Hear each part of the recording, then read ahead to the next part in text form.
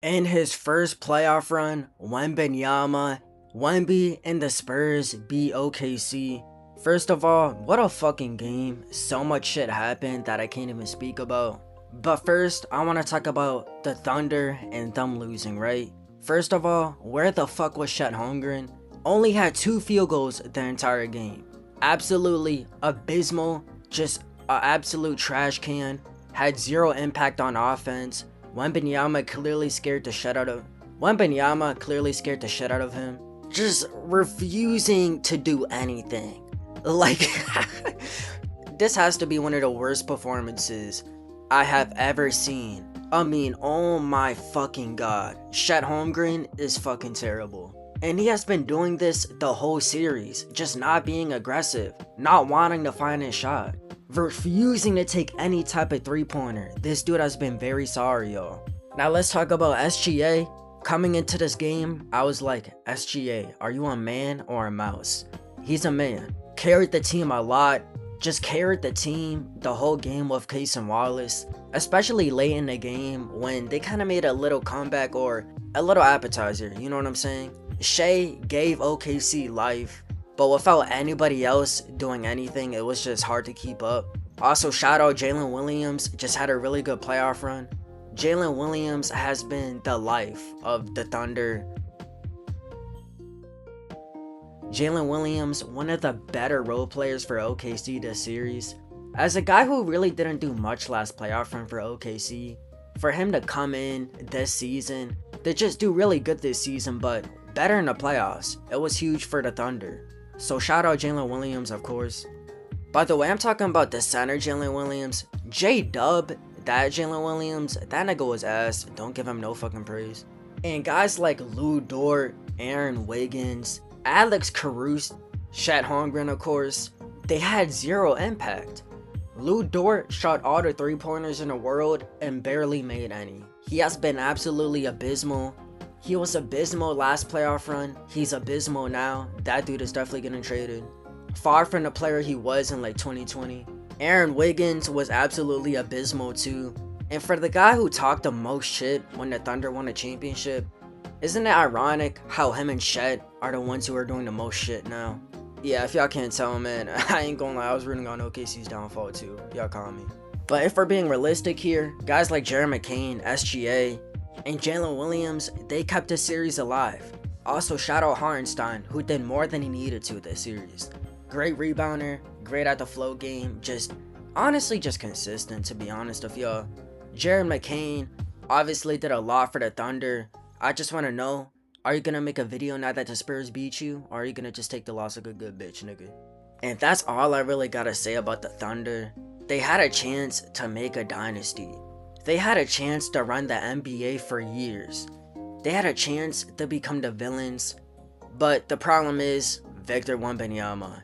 That man had an insane game. 3-pointers all over the place. Just looked insane the whole game. I think when Wemby was attacking the basket, being aggressive, that's when the Spurs were at their best, right? When you talk about a Spurs team that follows Wembanyama, it's quite literally. When Wembanyama is aggressive, everybody's aggressive. The Spurs feed off his energy. Wembanyama was just amazing all around. Had a great defensive game too. Even blocked SGA at one point. Of course, he intimidated the shit out of Chet Holmgren, to where the motherfucker didn't even take a jump shot. I mean, Wembanyama is all over the place. And I just want to praise his offense again. For a guy who's 7'6" to make insane jump shots, and to be a problem as he was, it's insane. I mean, it's his first playoff run, for Christ's sake. This shit is insane. Now let's go look at Julian Champagnie. He was having a bad series at first. Game 5, he steps it up. We see a more aggressive version of him. Game 6, also pretty good. But in Game 7, he hit all the 3-pointers the Spurs needed. When it looked like OKC was going to make a massive run, Champagnie 3-pointer. Just super clutch for the team. And it's guys like him and Keldon Johnson who really kept them in the game. Also, shout out Keldon Johnson. Had 2 huge 3-pointers in the 4th quarter.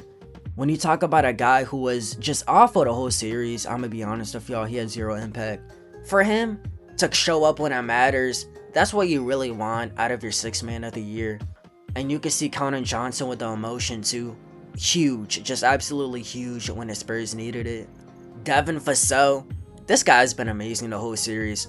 He has been one of the best role players in the NBA this postseason. I don't care. I don't give a shit. He is a really consistent three-point shooter, really good at shooting the mid-ranges. Dylan Harper, man, there's a lot to say about this dude. First of all, holy shit, I never would have thought he had a game like this. Obviously, he was just aggressive the whole game, and that's what you wanted of him. Look, an aggressive Spurs team and an aggressive Dylan Harper is always going to beat a passive Dylan Harper and a passive Spurs team. But Dylan Harper really just took it into his own hands, right? Attack the rim. I don't give a fuck if I get blocked. I don't give a fuck if I get fouled. I don't give a fuck if I make the shot. I'm just going to attack the rim. That's the type of mindset the Spurs had to have. And I think he kind of led the way there. I remember him making a huge three-pointer to kind of bail out a Spurs possession. And that kind of indirectly put the game away. That three-pointer, obviously OKC just looked rattled. And they did make like a little comeback, but it wasn't anything major. The Spurs still closed them out. Just insane from the guy.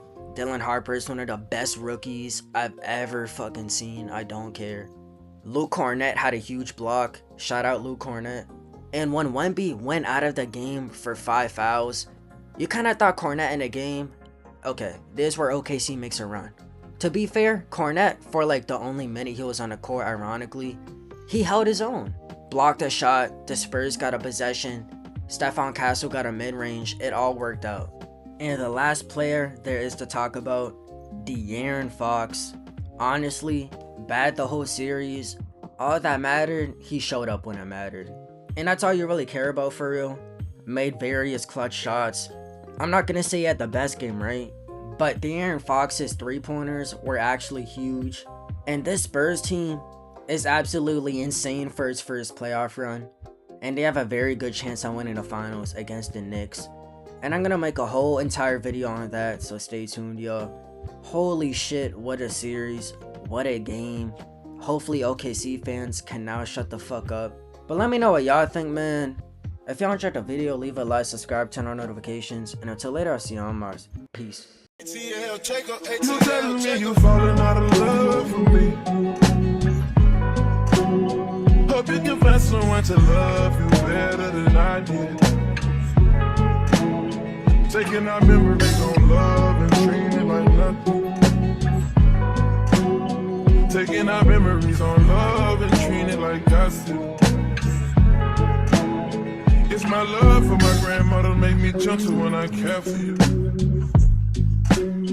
Tell me you're falling out of love, she's breaking my heart in two.